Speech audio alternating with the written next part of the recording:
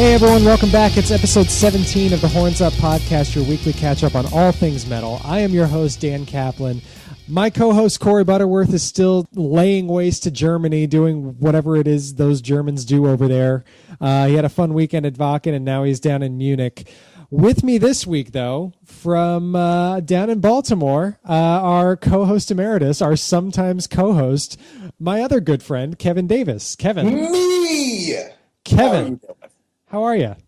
I'm doing okay. I'm tired. I'm stressed. I'm beaten up, but I'm okay. Yeah, we've had some issues getting this thing going tonight. We normally aim for about a 9:30, 9:45 record time, and here we're almost at 10:30 because technology sucks. Yep. Because why the fuck not? Yeah. What's been going on? How's life down in Baltimore? It's not bad. I've been stupidly busy with projects. I've been working on this short film for this thing called the 29-Day Film Project based out of Baltimore with my production company, Visibly Shaken Productions, to the 5 listeners at home. Nice plug there. Thank you. So Visibly Shaken, you're doing stuff down there. You're filming, you're in production on another episode of The Seats. No, the Shades. The Shades. This is a short film we're doing right now. And for the 29-Day Later Film Project through Baltimore, Barnett, my co-producer on The Shades, is actually coming down supposedly next weekend. We're going to write a whole season and then try to shoot all of that in September, October. So we're getting the ball running on that again. We had to kind of take a break because life got busy. People had health issues. Shit with stuff. It always sucks when these passion projects aren't our day jobs, you know? Exactly. It makes things really tough. But hopefully the Shades, we can have that season started by November, December, out for everyone. And then this film will be done, that I'm working on, has to be done by next Thursday. That's the deadline. So I can release that after the screening on the 5th of September. All righty. So, yeah. So I've been good with that. Cool. Glad to hear it. Well, you know the deal with Horns Up. You've listened to our episodes. You know our running order and everything. I do. I've sometimes been there. You've sometimes been there. That is correct. As emeritus. So we've got a fun lineup of stuff to talk about this week. Some good new albums, some concerts. But before we get to any of that stuff, let's get into some headlines. Let's talk about some news in the metal world. Headlines it is. Kicking off, we're going to start with some news. I can't stop laughing about this. We're going to start with some news from the Varg Vikernes / Burzum camp. Metal Sucks, our good friends at Metal Sucks, posted a story earlier this week that a reader of theirs sent to them. Saying, this reader had tried to sell 2 of Burzum's past album releases on eBay and gotten turned down. They wouldn't let him sell them. Reason for that, quoting the message from eBay verbatim here, quote, eBay's offensive material policy prohibits items and listing content associated with groups that may promote hatred, violence, or intolerance. Based on references to particular organizations in your listing, we have determined that this listing likely violates our policy. If the item itself is not affiliated with a particular organization, you may relist without referencing that group's name. I love it. Isn't that just awesome? It's a good case of Nazis getting their shit kicked in. Their comeuppance. Yes. Things not coming up Nazis. Which is, I as a member of the Jewish persuasion. I was going to say Jewy persuasion, but, to make it worse. But yeah, no, not that being Jewish is worse. I like being Jewish. I'm going to stop talking. You're a big Jew for Jesus, aren't you? I'm just a giant Jew. Enough of me sounding horribly offensive. Well, hey, you know what? We're on Horns Up after all. We specialize in horribly offensive. I thought you were about to say we specialize in Jew. Well, that too. Two out of two of us are Jewish right now. So yes, that's a good twice of half. Yeah, which is we're coming out aces compared to our normal Jew proportion. Our normal Jew portion. gone up 100%. Oh boy. Yeah, you know what? I'm all for this. Good job, eBay. Because you know what? Fuck it. Varg is a hate-mongering piece of shit. Has been for many years. The French government is already out to get him for his hate-mongering. Why shouldn't eBay? He deserves nothing less than this. So I think it's very interesting in the fact that, you know, it's that whole, you have the right to have those hateful feelings, but then this company also has the right to be like, well, we're not going to sell your shit. It's like if the I think it was Kansas, the law passed in Kansas that basically allowed businesses to turn down homosexuals if they conflicted with their religious beliefs, like they didn't have to do business with homosexuals. This is like that concept, but applied for good. Yeah, this is like the end that they try to argue is like, no, this is what you're trying to say, but this is where it's actually effective and decent. Right. What you're doing, though, is hate-mongering yourself, so eat it, Kansas. Yep. If only, you know, it'd be really awesome if just the entire state of Kansas couldn't sell stuff on eBay. for these same reasons, we do not want to list content associated with groups that may promote hatred, violence, or intolerance. Or Kansas. We don't want anything that promotes Kansas. Right. We only have a 49 state country here. Right. If you're in Kansas, the band, however, that's okay. Carry on, my wayward son. I will right now. But Varg, yeah, good luck getting your stuff on eBay. Or I guess good luck getting your stuff on eBay and having it identified as Varg or Burzum stuff. But yeah, that's that. Moving on to our next story, we have some news from the Winter Sun front. Yari Manpa, the leader of Winter Sun, this was going back to late last week, I think right around the same time our episode 16 aired. Yari took to Facebook to lament a series of issues that he's had in producing not only Time 2, but future material, stuff he's been writing for several years now. Basically, in his eyes, it comes down to the fact that there is no studio adequate to his needs. We're talking Winter Sun here. They have upwards of 200 tracks per song, 200 audio tracks per song. Yeah. Technology can't handle it. Certainly, most studios can't handle it. Here, it was a long rant, so I'm only going to read some excerpts, but the gist of what Yari said, right now, quote, I need a studio to reamp guitars for Time 2, and not just any studio, my own studio where I can craft my sounds exactly like I want them. Third-party studios have never worked for me, and I've never gotten satisfactory results for the insane prices they charge. Building a professional studio for Winter Sun would erase all of this and give us the freedom to make music nonstop. It would upgrade our album sound significantly, and most importantly, speed up the album making process significantly.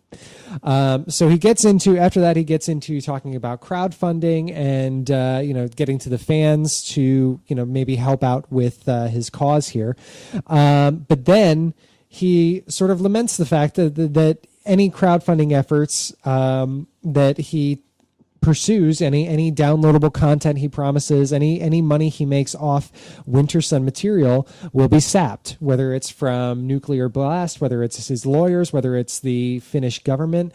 The proceeds, everyone's going to take a little bit of a cut from his crowdfunding pursuits.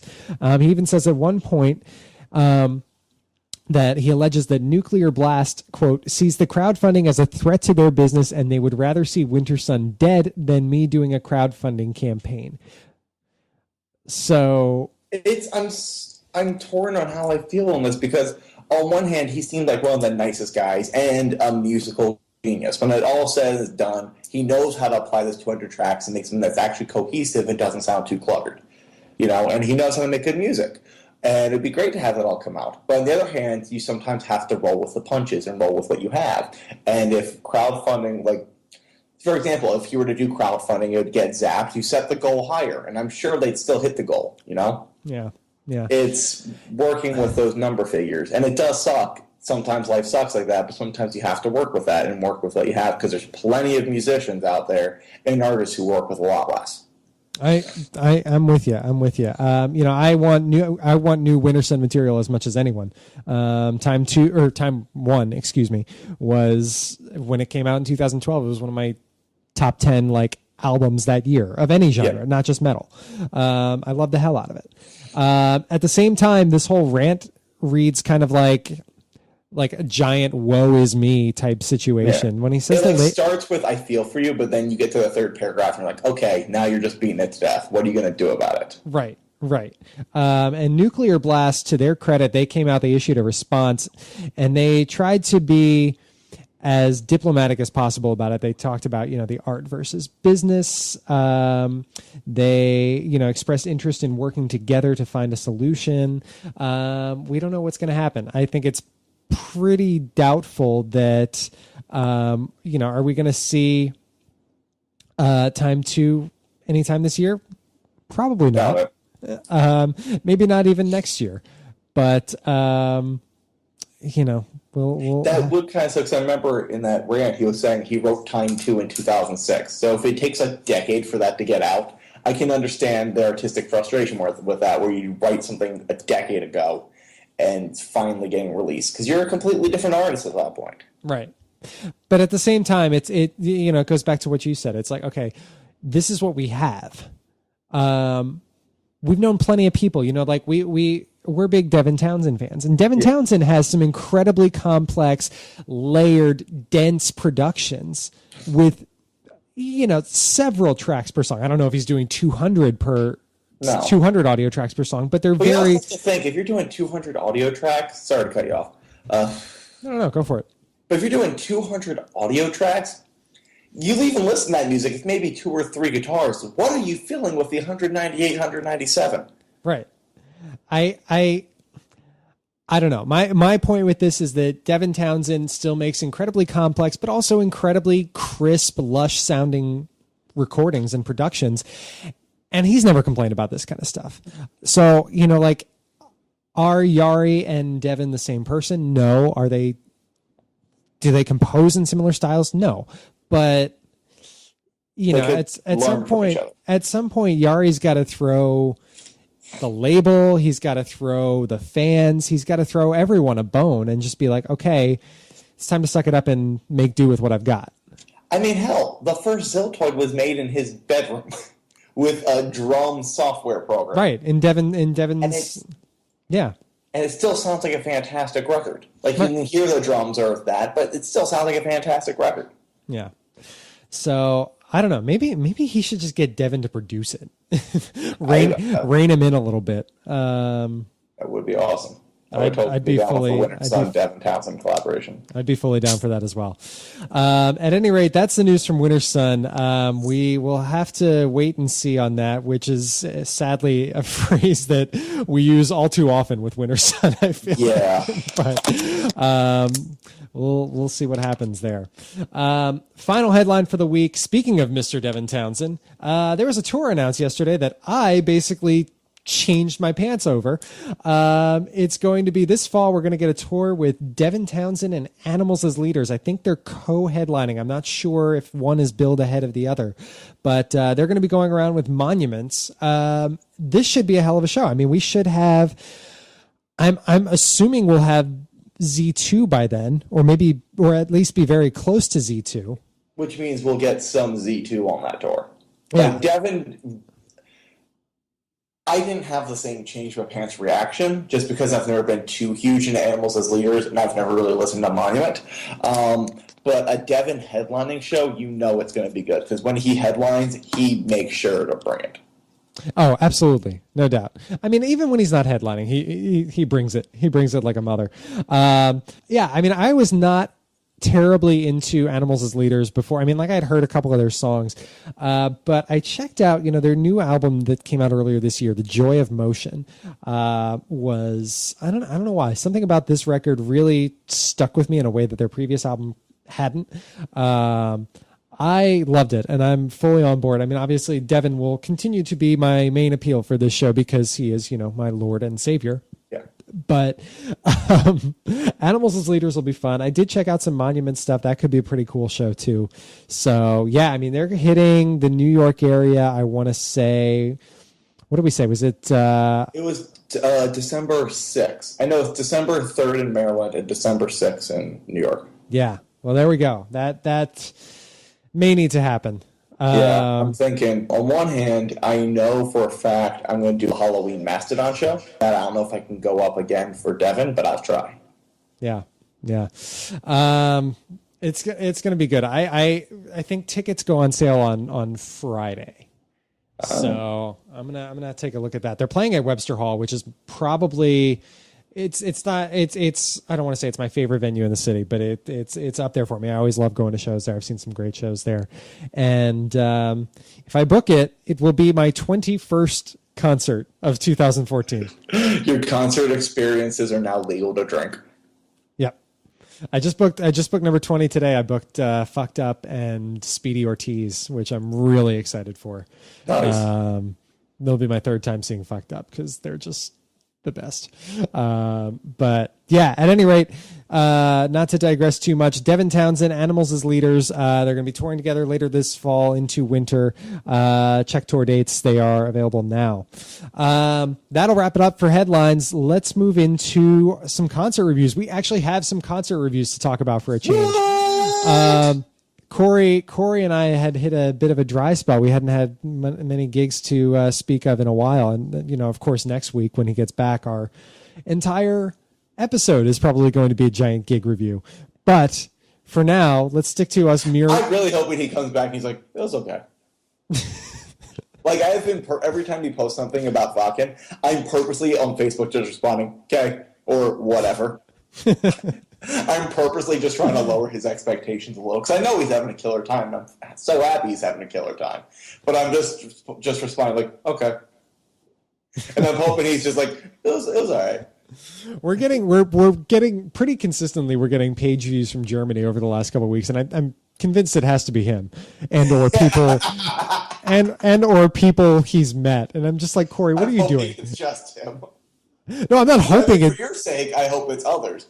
But there's a small part of me that's just like, that'd be hilarious if it's just Corey. But at any rate, let's talk about these concerts that us mere mortals are us not worthy of Germany types had to compensate with. You went to not necessarily a metal show, but should have been a fun time. It was either way. So you went to see Offspring, Bad Religion, Pennywise, and the Vandals down in Baltimore. Tell me about that one. That was a good show. Like, I've only seen the Vandals and the Offspring once before this, and that was a decade ago. Like, literally a decade ago. I had never seen Pennywise or Bad Religion. I've been wanting to see Bad Religion for a long time, and each band brought it. The Vandals are a fucking killer show.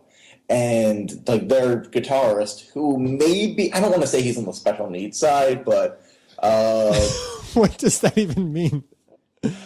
Just you have to watch him in his old age. You just have to watch him perform, and you're just like, oh, like burnout on drugs, or you assume at first it's a Make-A-Wish thing. It's just like, oh, he wanted to play in a band.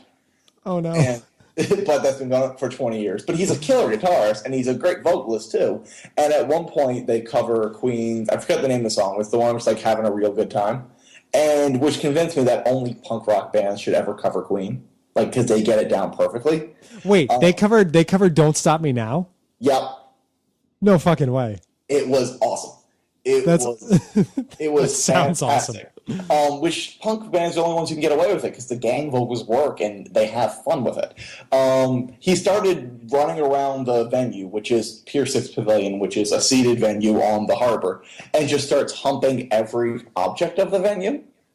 And meanwhile, he's knocking things down, and his roadies just have to fix it while he's singing. Like he knocks over guitar stands, and they have to run out and just fix it, and it's just. Pennywise, I'm not really a fan of listening to them, their albums, but live they put on a good show, even if they are kind of dickheads. Like, their guitarist was, so pissed off that it was a seated venue. He's like, fuck this, fuck Baltimore, what this shit. And it's just like, It's a seated venue. Chill out. Isn't the guitar player also like 500 pounds or something? Isn't he like He's like a very dude? large man who just sounds very white trash. And there's this one guy in the crowd. He was this lanky, skinny guy with long hair who was the only one sort of, it wasn't so much moshing as it was dancing to the lyrics, like acting out the lyrics sort of while dancing in a very punk fashion while sort of making that jerking motion, but to the heavens. Like he was really, like he was like doing the jerking motion, just like shooting up, trying to hit God on the chin.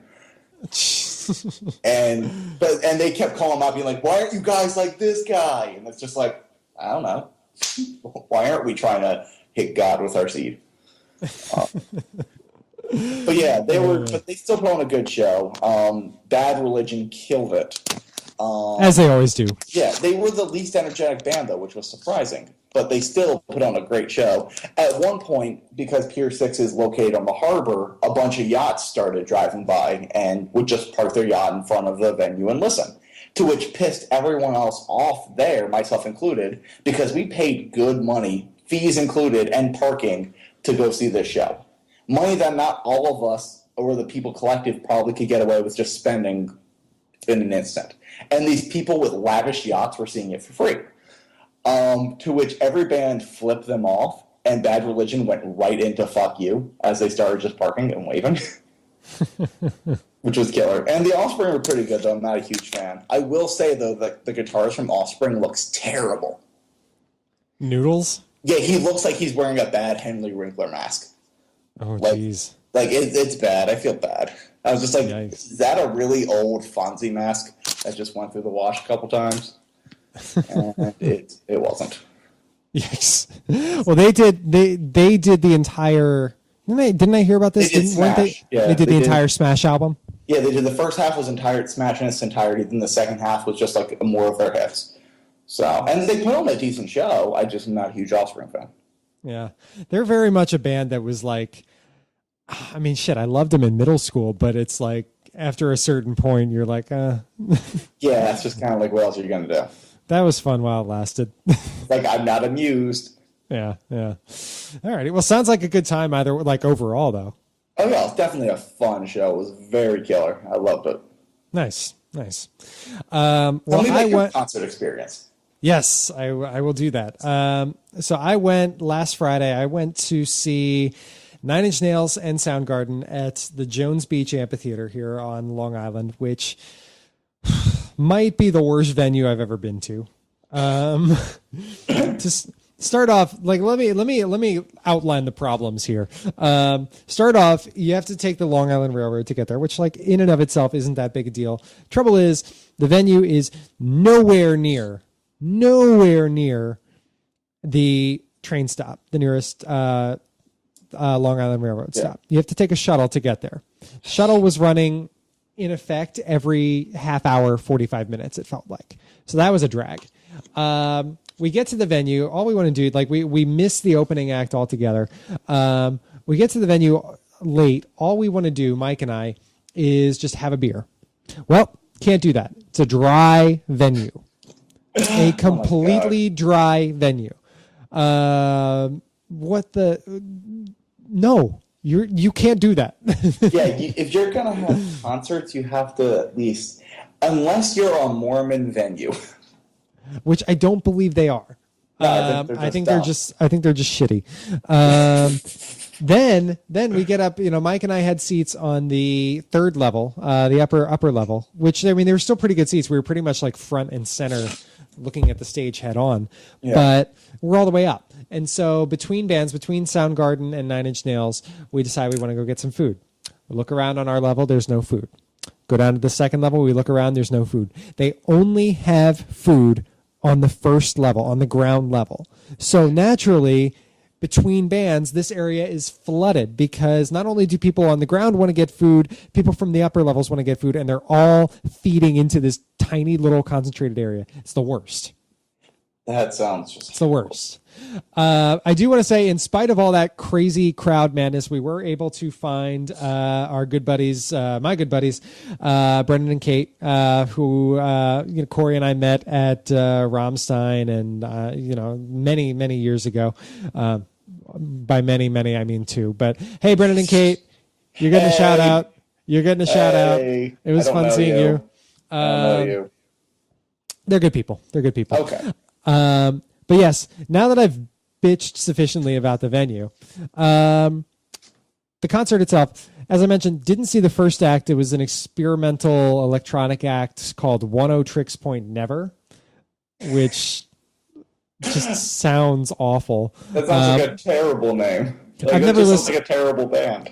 I've never listened to them. I have no intention of doing so. Kevin Brown went to this same show up in Massachusetts, and basically said that they were like ear abortion, basically. So I think those were his exact words. So I'm not. He's a smart kid. He knows what ear abortion sounds like. Yes. And so I'm not exactly losing sleep over that. First act we saw was actually Soundgarden. And you know what? They sounded fine. Bit louder than they probably needed to be. And I know it's a rock show, but this was still like a little loud. But they sounded good. Chris Cornell can still wail with the best of them. I'm impressed. He's 50 and he's for the most part, he's got his voice, which is amazing given his vocal style. Cause he abuses his vocal cords. Yeah. My problem with that was like, I've never been nuts about Soundgarden the way a lot of people are. So like, while they sounded good, I wasn't really like super pumped about their set. Like I was like, oh yay, Black Hole Sun. Oh yay, Outshined. But aside from that, it was just like, whatever. Then Nine Inch Nails came on and just, I mean, Jesus Christ, this was incredible. Trent is almost 50 himself and still has more energy on stage than some bands I've seen that are half his age. This show was just unreal. They brought a 4-man lineup. It was Trent, Robin Fink, Alessandro Cortini, and Elon Rubin. I won't say what instruments they played because they all switched it up. They all played multiple different instruments over the course of the night.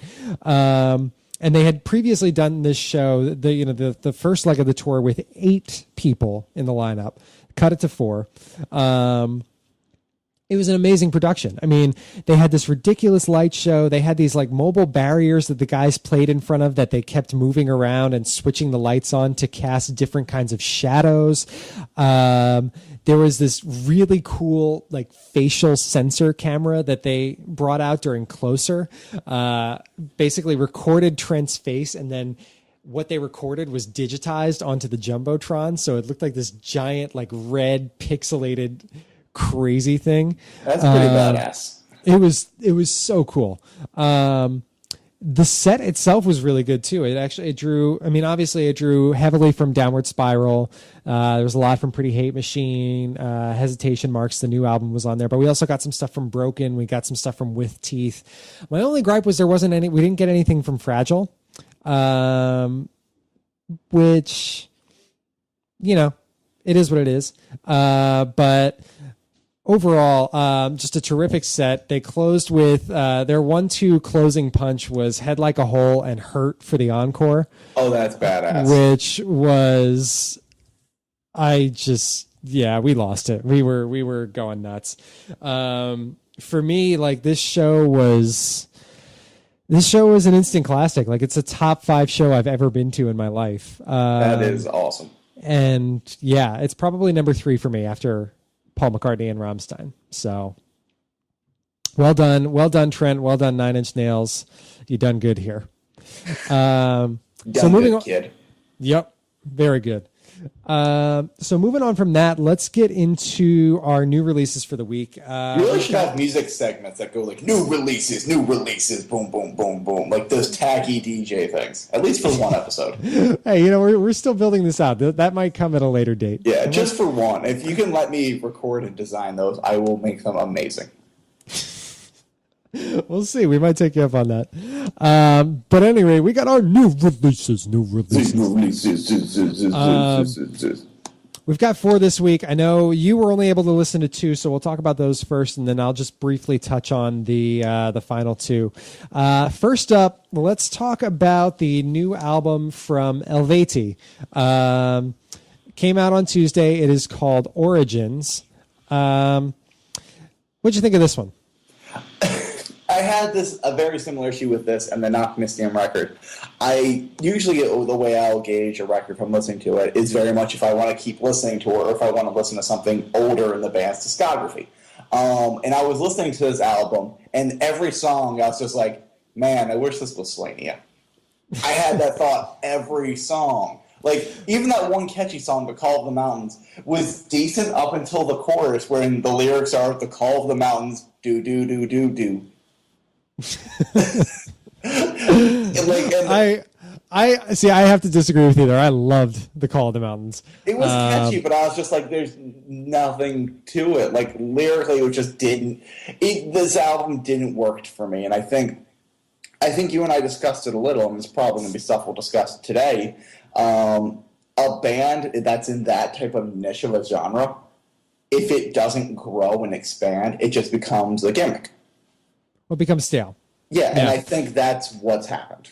My first comment when I was, jotting down some notes on this, what a surprise. This sounds just like Eluveitie. Yeah. But it sounded weaker than Eluveitie. Like, tonally, it just sounded kind of weak. Like this, I was shocked because, and I actually liked their last album, Helvetios. But this album starts the same way. There's this like spoken word intro with some really old Celtic sounding guy, and then it launches into a song. He's there just like he's guy. Yeah. What I call the Eluveitie formula of song composition, it just comes back so many times in this album. It's like verse, chorus, bridge, key change, chorus. And it's just like over and over again. And this goes back to, this is a problem they've had since my personal, to this day, my favorite Eluveitie song, Inis Mona. That followed that formula. And it's just like, guys, what are you doing here? Yeah. When are you gonna try something new for a change? I think as a band, if you take yourself any bit seriously, whether it's lyrically, tonally, or whatever, you need to grow. Like, there's certain bands like AC/DC, Motorhead, Alice Cooper, even Queen, you could put into this genre, where they didn't really take themselves, they may have taken themselves seriously, but they didn't write seriously. They wrote for fun. They wrote for, in this way that your expectations were lowered a good bit. So you don't need to grow when your expectations are lowered that much. Right. But when you're a band and lyrically you're tackling some darker thematic things, or even tonally tackling things, you need to grow. Otherwise, you're just stagnant. Yeah. Another thing I want to point out, why on earth did this thing have to be 57 minutes long? It was 16 songs. Why did they need 16? I think this is another reason why they're starting to sound stale, is because they go in, it's like you said, they go in with these very earnest, like deliberately epic concepts, and they're just all so bloated and overblown. Like the last album, Helvetios had 15 songs. No, it had 17 songs. Yeah. It's like, I saw that number, I'm just like, the fuck? Yeah, I just like this would have done so much better as like an 8 or 9 song album. But alas, we got 16, and it was just too much. I couldn't deal with it. It was too much of the same old shit. And it's a shame, because I remember when we first heard them, we were like 18 years old. Iris Mona was the song that like hooked us in. We're like, that's a killer hook. Yeah. And then they had some other great songs on that album. And then the next album was good too, because they made it different. They grew, and we're like, oh, this is interesting. They're going like a traditional acoustic route. They really need another Evocation album. They really need another acoustic record, because they are just they put the first one out before they'd started to sound stale, and then now they're long since sounding stale, and it's just like, okay, we need to mix it up. So what would you rate it? What are we going on, like out of 10? Are we giving it a star scale? What do you go out of? This is your podcast. I normally rate on a 1 to 5 scale. Yeah. I'd honestly I'd give it a 2 3/4. Like, it's fine. It's not terrible. There are some good stuff. There is some good stuff on here. Like I said before, I liked Call of the Mountains. I liked Keltos, King wasn't bad, but I mean, for the most part, it's just like there's nothing doing as far as moving this band forward. Yeah, I'd probably give them a 2.5. They're just running in place. Yeah, that's not at all unfair. And I was so bummed because like when you were like, "Hey, we're going to review these," I'm like, "Oh, this will be awesome. This will be up my alley," and it wasn't. It gets a golf clap from me. It's like, okay. Well done, guys. It gets maybe an intervention later down the line. So that is Origins. It's the new album. It's the 6th studio album from Eluveitie. It's out now. Check it out if you're interested. Moving on, we have a new one from Nachtmystium called The World We Left Behind. This was, of course, meant to be their last album. We thought Blake Judd was going to completely just break up the band after a series of incidents, his drug addiction, his arrest for robbery. He recently announced that it won't be. It is their 7th album, and he's going to continue going on beyond this. He's gotten his life back in order, and this is the first case of Nachtmystium 2.0, I guess. So what'd you think of this one? I'm glad this isn't their last album, because if this were a last album, it'd be a little bit of a letdown. Like, it wasn't bad. It definitely seemed like they're embracing that new wavy feel, which I actually really loved when it came to like Sounds and Machine. Like the song of Borrowed Hope and Broken Dreams, I think that's what it's called. That had like that perfect mix of black metal, new wavy, this like mix of clean and heavy, and like it was perfect in that mix. And they're going more towards that, which I thought was great, but it lacked some of the heaviness I felt. The one thing I always liked about Nachtmystium was their just absorption of so many different genres, so many different sounds into one, like on the same album, and from album to album. And so I like that they got back to that a little bit on this. We're seeing just traditional like blast beaty black metal stuff side by side with just really out there kind of proggy psych-oriented fare. I'm thinking like, Into the Endless Abyss right next to In the Absence of Existence. We've got the intro, which is like, you've got the galloping black metal riff, and then from there you go to Fireheart, which is a little off-putting, but kind of catchy as well. It's kind of catchy, yeah. Like there's a lot of songs like I would like I'll bob my head to it. And I was like, yeah, this is kind of catchy. But in the sense when you bob your head at a show to a band you're not fully into, but you're bobbing your head because the beat's decent and you're almost being polite.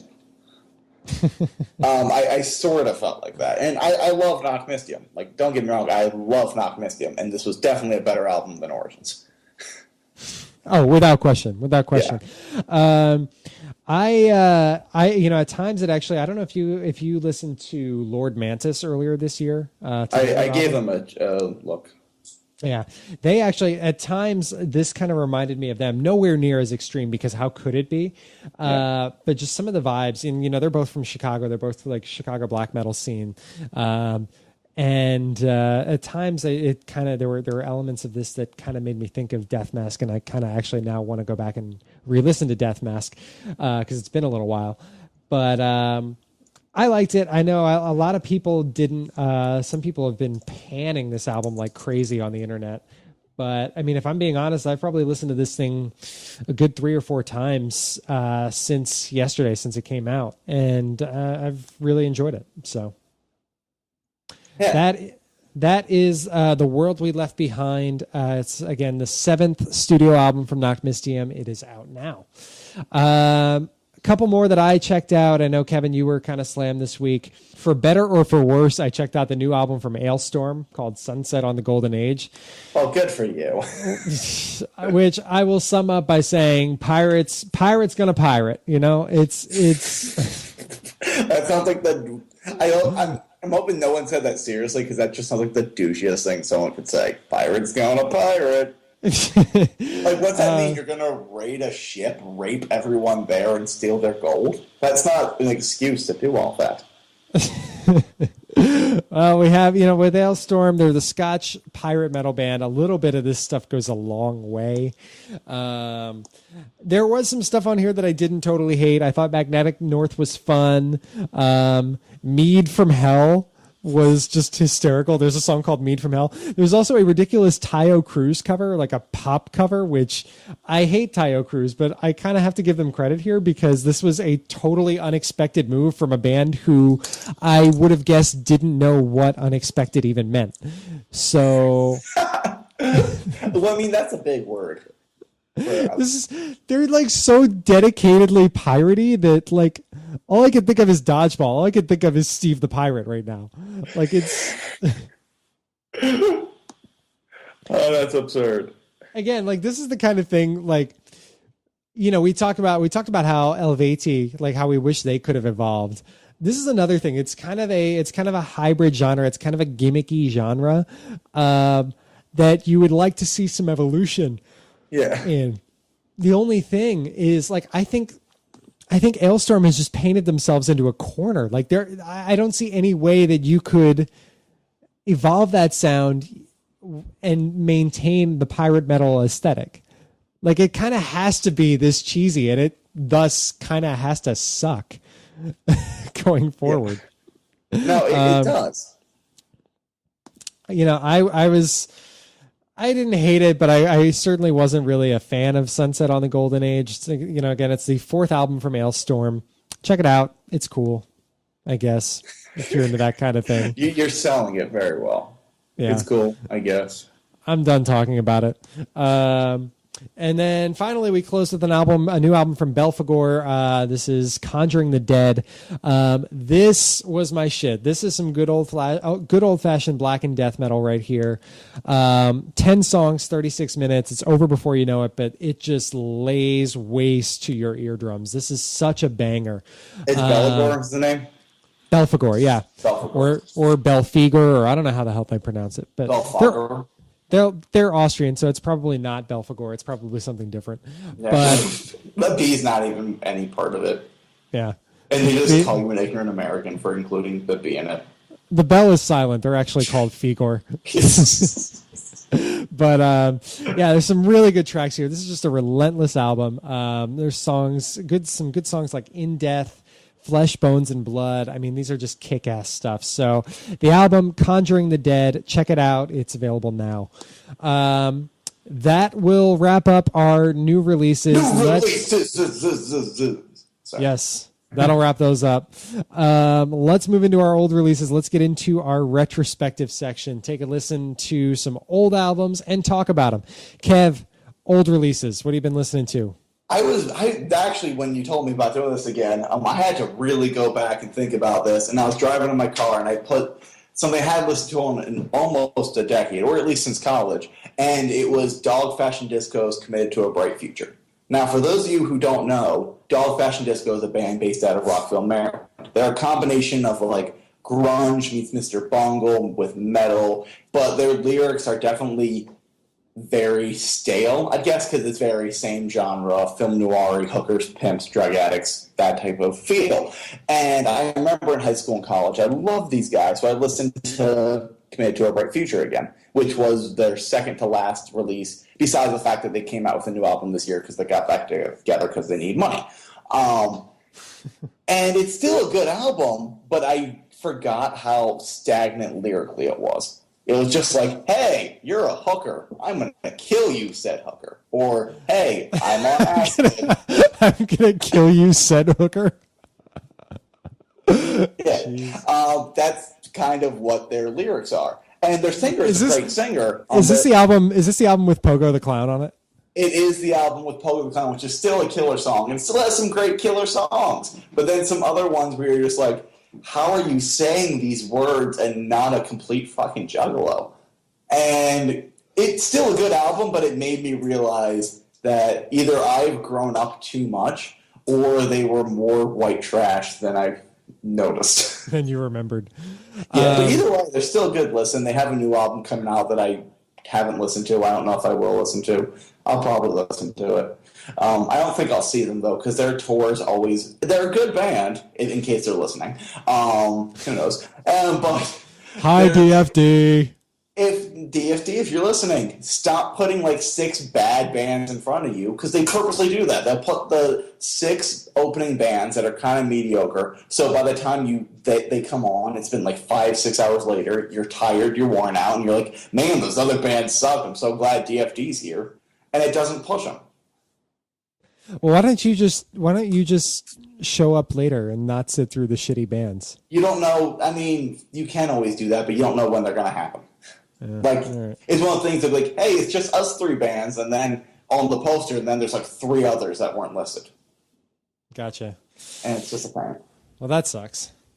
So, so that's a good look back. I know you're a big DFD guy, so good to bring them up and get them in here for a retrospective. So mine on this front, I went back and I'd been playing some guitar. I picked up, I was listening to some Jerry Cantrell. And so I went back and I listened to Alice in Chains and their album Dirt. That's a good album. Oh, it's an amazing album. My first album from Alice in Chains that I ever bought. This thing still holds up so well. I mean, that 1-2 punch that this thing opens with, when you go from Them Bones to Damn That River, I mean, that is like, and not to mention the fact that it holds up so well because all of them were playing just timeless shit, and they were all playing with their souls in it. Right. I mean, this thing is just such a kick in the ass. I mean, you've got, in addition to that song, you've got like that duo, you've got Rooster on here. You've got, oh God, Down in a Hole. You've got Angry Chair. You've got Wood. It's just, you've got Wood. See what I did there? Yeah. You made an erection joke. Yes, I did. And I don't know. I've just always been so taken with just the tone of this record, just those half-step down-tuned guitars, just Jerry Cantrell's solos, Lane's just anguished harmony vocals. It's tremendous. I mean, it's my. How do I want to put this? You know, I've never agreed with calling Alice in Chains a grunge band. I think they were just lumped in with that scene because they came from Seattle. Yeah. But if we're going to consider them a grunge band, I think they were by far my favorite. Without a doubt. Because they're so different, and in my opinion, Alice in Chains is so much better. I love Nirvana, and you can't knock their influence at all. I love Pearl Jam, but I mean, I don't see Alice in the same category as them, really. I never have. Yeah. So they're just. I feel like Nirvana definitely was very grunge, and Alice in Chains was just hard rock. But they were like right. They were more.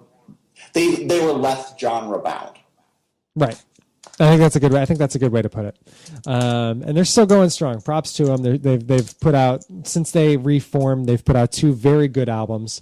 Both Black Gives Way to Blue and The Devil Put Dinosaurs Here. So check them out. And then go back and check out Dirt. I've never heard of Alice in Chains, which I don't want to say that sarcastically, because there's probably some 14-year-old out there who's like, I've never heard of that. There are people out there. There are people out there who this came up on the Nerdist podcast today. There are people out there who don't know that 1992 was a thing. Maybe this wasn't on Nerdist. Maybe it was at midnight. I think it might have been at midnight. It might have been, because I was listening to the new Nerdist today, and I had to stop because the vegan woman was just too obnoxious. But at any rate, 1992, I can confirm, very much a thing. Dirt came out that year. Check it out. Listen to it. Catch yourself up on some Alice in Chains. So with that, let's move into our final segment, our Horns Up, Horns Down, where, as you know, we go into some stuff that we liked from the past week for Horns Up, and some stuff that we didn't like all that much the past week for Horns Down. Kevin, what do you got for Horns Up? What's been going well for you the past week? Well, I'm just gonna preface this with my horns up and down is very selfish. Like, it has nothing to do with the big outside world or the big picture, or anything else that's going on in the world, though it probably should. Mine's all concerned with me. My horns wouldn't have it any other way. Exactly. My horns up is entirely the short film I've been working on. Like, it's been very tough, and I've been very exhausted, but every time we shoot, we have beautiful footage. The story's coming together very well, and I think regardless if it wins the contest or not, if it comes out as well as I think it will, I want to submit it to festivals because I think it will be that good. So. Nice. So give me a bit of detail here. What's the film about? Like who's in it? Stuff like that. So the big thing, I've been collaborating, my company Visibly Shaken is collaborating with a theater group here called the Eluveitie Theater. And we decided we wanted to do something out of our wheelhouse. For us, we've been just doing comedy stuff. For them, they've been doing kind of low budget, like lowbrow things. So we kind of wanted to make a drama. And we got to the topic of the War of the Worlds broadcast from the 1930s. And the more research we did on it, the more we kind of found out that it turns out didn't really give a shit about it. Like, despite the whole narrative of, oh, everyone thought it was a real broadcast, that was not the case at all. It turns out the newspapers were very much like, we hate radio, we got to make radio look like this lying, propagating piece of shit. And in turns, made themselves this lying, propagating piece of shit. And our story is very much following that narrative. Interesting. So, yeah. And so it's a drama, a short drama, following that with a reporter just getting the scoop and kind of basically seeing that the truth is really just more of this fabrication, and it kind of asks the question whether or not that's okay. It doesn't say it is or isn't, but it just presents the argument that that's maybe not a terrible thing. Because if you think about it, with that being presented, the nation decided, oh, we can sort of start to get together, which kind of laid the seeds for the narrative of the nation coming together for World War II. Gotcha. So awesome. Yeah. And when is that set to? When is the competition? I guess. Oh, it has to be done the 14th. So it has to be completed entirely August 14th. We can't screen. There's a screening September 5th at one of the theaters here. And then after that, we can do whatever we want with it, whether we want to release it online or submit it to festivals or whatever. We can do whatever we want. So depending on how it looks, yeah. Put it up on the tweets and the YouTubes and stuff. We gotta get this fucker out there. Oh yeah, I would love to. I think it's gonna. If it turns out well, awesome. If it doesn't, then I'll re-edit it to make it work. Sweet. Yeah, that's been my horns up. Awesome. Well, my horns up was an update from Adam Carolla's patent troll lawsuit. I talked about this in a horns down segment way back when, I think maybe episode 2 or 3. But basically, Adam Carolla was sued by a company called Personal Audio going back to February last year on the grounds that his podcast, which is one of the most popular podcasts on iTunes, infringed upon one of their patents. Now, it is worth disclosing here, Personal Audio is not actually a real company. They pretty much only make money on buying up other people's patents and then demanding licensing fees and stuff like that. That is why they're called patent trolls. Like that is the definition of a patent troll. Yeah. And this particular patent was just so broadly granted. I'm not sure on the particulars, but it's to do with the sequencing and distribution of episodic content. So they tried to claim that, by listing an episode, they had a patent on the ability to list and order episodes of your content in a particular fashion, which affects not only podcasts, but if you think about it, this affects YouTube playlists. This affects video on demand. This affects anything that plays content in a sequenced order, whether it's video content, audio content, you name it. So Personal Audio took Adam Carolla to court because clearly he was responsible for the infringement there. It was not the podcast industry as a whole, just the guy that's making the most money out of it. Yeah. Took him to court, so he started a Fund Anything campaign to raise money for his legal defense. Since then, he's raised more than $450,000 to fight this fight, attracted all kinds of attention, support, and so Personal Audio noticed this and recently decided they wanted to dismiss their suit. They're like, no, we'll let you go. You have people behind you. The internet basically rose up, and they're like, oh, yeah, have fun, do your thing. But here's the thing. Here's why this is really my horns up. Carolla is not backing down. He said he doesn't want to have them dismiss his case and then be able to go sue someone like Mark Maron or like NBC, CBS, you name it, which they've indicated is their next step in this. He wants to take this thing down. He wants to have the patent declared invalid altogether. And, he's gotten some support on this. The Electronic Frontier Foundation is also taking donations for his legal fees. They're fighting the good fight, for this medium that we love so much. I have to give them props. Without podcasting, like, I don't know what I'd be doing over the past now almost 5 months. Almost 4 months. Yeah. Yeah. It's grown from the little seed that was the bracket. Yeah. Into something with a logo. Yeah, yeah. And I won't pretend that we'd be in any danger at this point because obviously these assholes are going to go after the people who are making a lot of money off of it. But the fact that people who were, part of my inspiration to start in this medium, took this adversity and looked it square in the eye and just kept on fighting. Props to him. It's good for podcasting. It's good for Adam Carolla, and I hope he wins. So that'll do it for Horns Up. Now, Horns Down. What do you got? What's been pissing you off this week? My Horns Down. Originally, it was going to be a big worldly issue. It was going to be something that had to do with like all the bullshit going on, whether it's Israel, Hamas, all this other stuff. What replaced it was my selfish inability, not my inability, was technology's inability to cooperate with me about an hour ago. What happened was, as mentioned earlier, Dan Kaplan and I, which is you, were going to do this podcast recording at 9:45. We were going to do it through Skype because he lives in New York, I live in Baltimore. And from there, I sign into Skype. It's like, nope, doesn't recognize your username. So I'm like, okay, I'll reset my password. I do that. They send the email. I tried going through. They're like, nope, we already sent you this. Even though it's email, they're like, we sent you it already. You put something else in. It basically just wasn't cooperating. So it was like, download new Skype, to which I'm like, okay, I'll download new Skype. I download it. It replaces my old Skype, which apparently I didn't realize I had old Skype because I hadn't used it in like 2 years.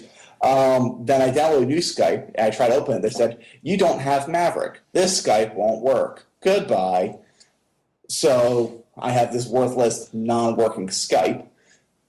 So then we try this again on FaceTime. Again, I'm trying to go through FaceTime with my... Oh, your Apple ID. Yeah, no, that's just not going to work. For no reason other than they don't want it to work at all.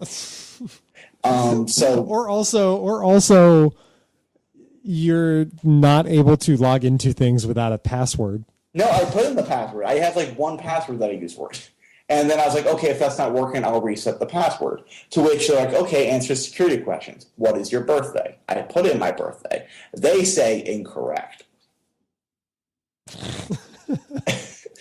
I'm like, I think I know my birthday of April 30th. No, Apple, you're wrong. I know my birthday of April 30th, 1989. So I enter that again. They're like, that's not the right birthday. I'm like, really now? I don't know what other numbers to give you. There's 365 days I could give you in even more years. Did you put in a fake birthday when you registered your Apple ID, or? No, because I knew that would become a pain in the ass down the line. I put in my real with this shit that I'm dealing with. So it's like, you don't have a birthday. I'm just like, that's my life, I guess.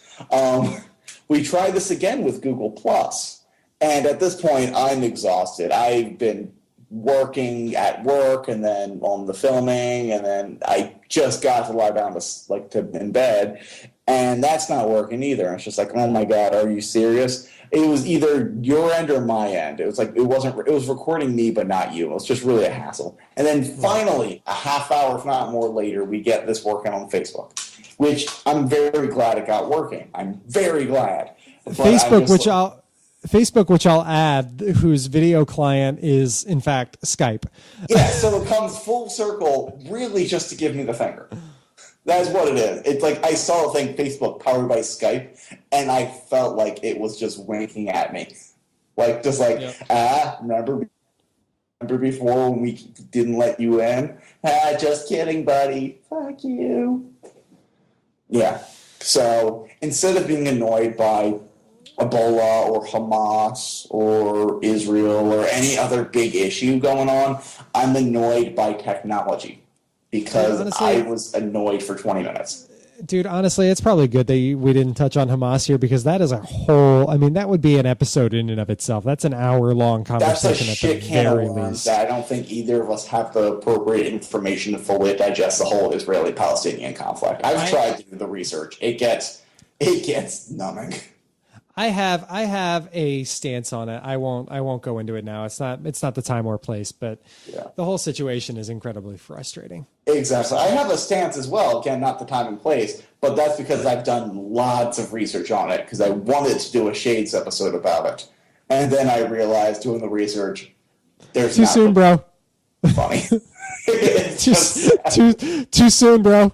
It wasn't even too soon. My issue was because the Shades is all about satirizing religions. In Judaism, every time you satirize it, everyone goes on cliches, and I didn't want to do that. So I was like, what's another avenue to satirize? I'm like, let me look into that. Make it a domestic dispute between, like, neighbors and whatever. And I was like, this is an old ugly can of worms I can't even touch. I'm not smart enough yet to do that. So anyway, sorry. Technology, eating a dick, making me wait 20 minutes. That's my horns down. Good stuff. Well, for my horns down, I am going to get into some ongoing frustration I've had at work, which I won't disclose my place of employment. You guys are on the internet. You can find that information on your own. It's a whole big world out there. Everyone's information is out there. Nobody's safe. But that's basically, suffice it to say, my progress at work in getting even the most basic of tasks accomplished has been hampered on an almost daily basis of late by bureaucracy, by endless layers of approval and endless systems of feedback and just complications that arise on the most mundane of projects. I am just sick of it. Everyone approve something and then you go to submit it and then one person decides to weigh in and be like, actually, I'm frustrated. I'm going back and forth with people so often on a single project that, I have lost the ability to multitask. I'm prevented effectively from doing my best work. It's shitty. I'm pissed. Do you think it's and I'm not going to say where you work, the specific place you work, or do you think it's more kind of the job genre you're in, like the system itself? I think it would be. I think it would be the same in any other organization within this particular location. Yes, this particular field. It's just, and I understand. And you work in porn, right? Yeah, actually, that's it. Yeah, sorry, I didn't need to really bust out that you're. You know, when we're editing those porno flicks, we gotta be absolutely particular about airbrushing all the blemishes out. And no joke, I actually have a friend who used to do that, to edit that, and he had to quit. He had to quit because it was getting too much. I'm like, because when you're cutting the raw footage, you're hearing the director the entire time talking, and the things that he saw, he basically described something the director was talking about hemorrhoids, and you see some hemorrhoids on someone, he's like, I can't do this anymore. Jesus. So well then. Yeah, that's my horns up. I won't go into it any further. You mean your horns down? My horns down. That's my horns down. I won't go into it any further. That does suck. That's a shame. It's there's all this red tape that I guess its initial good intentions were to kind of make sure things go along effectively as possible, and what it really does is just slow everything down. Well, it turns everything into a giant clusterfuck, and nothing gets done. Yeah. And it's a time of year where we have a lot of stuff that we need to get done and everything is being held up. So hooray, my day job. One day our creative passions will maybe be our day jobs. One day I'll get out of porn. That you and like so many other 18-year-old girls are saying the same thing.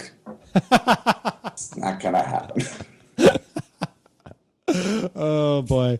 Well, that will about do it for this episode of Horns Up. It was a fun time. It was definitely a fun time. Is Corey coming back next week?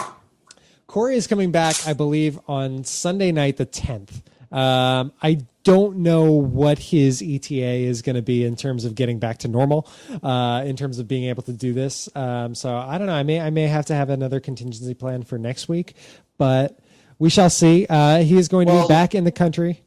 Let me know, because if I'm not too swamped in editing, I could possibly swing in. Yeah. I will. I'll certainly keep you posted there. Kevin Davis, thank you very much for joining us. It was a pleasure having you. Thank you for having me. Visibly Shaken Productions. That is on Facebook, and you are on Twitter. Twitter is at VShaken. Am I correct? That's correct. We really are trying to do more with Twitter, but we haven't been social media active because we've been working on this actual project, and It's just that's where all of our time's been going. Understandable. We'll get at them there. The Shades is on YouTube. I called it The Seeds earlier. I fucked it up. I had to make sure. Our pilot episode's on. We'll hopefully have a whole season, maybe by the end of this year. Well, keeping fingers crossed for that. I loved the first episode. I love the pilot. So keep that going. Follow Visibly Shaken. For us, for Horns Up, Facebook.com/Horns Up Podcast, Twitter @Horns Up Podcast. You can find us on iTunes. You can find us on Stitcher. Any sort of podcast what is client. Stitcher? It's another podcast. Okay. Feed. You can get us on YouTube. You name it. Like us on Facebook, please. We have 200 something Twitter followers and 48 on Facebook. Get some synergy going here, people. But it takes 2 seconds to hit the like button. Just do it. Just do it. Yeah. Give it a swoosh. Give it a nice. This isn't like the peer pressure for smoking smack. This is the good one. Right. This is the peer pressure your parents can approve. I mean, don't let that stop you, because who wants to do that? But let them think this is the one of you doing smack. And then in reality, just click a button and like Horns Up. There you go. Well, that'll do it for episode 17 of the Horns Up Podcast. Thank you all, as always, for stopping by. So with that in mind, live, love, plow, Horns Up. Kevin Davis, we'll see you next time. Bye.